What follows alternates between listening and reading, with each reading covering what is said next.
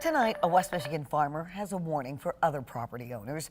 His is one of several local farms targeted by thieves, stealing thousands of dollars of parts from irrigation systems to sell for scrap metal.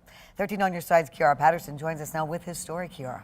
Juliet, farmer Matt Vanderhyde says the timing couldn't be worse, and he hopes this won't happen to anyone else.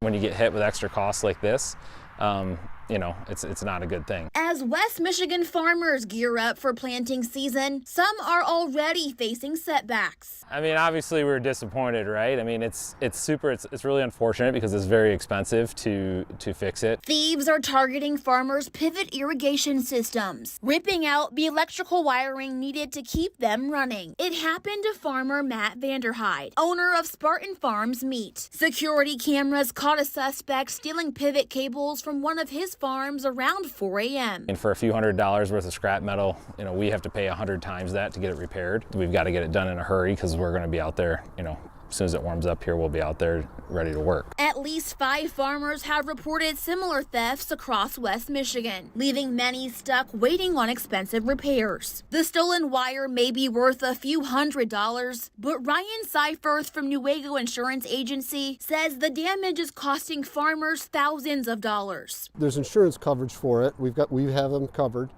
but it's a big problem this time of year. The average claim we've been having is $30,000, but we've seen it as high as $80,000 to $90,000 for some of our larger farms. The suspect who stole from Vanderhyde's farm hasn't been identified. He's urging other farmers to install cameras and ask the community to stay alert and report anything suspicious. If you see something, talk to the farmer and talk to the authorities and keep an eye out for those different kind of things. Kiara Patterson, 13 on your side.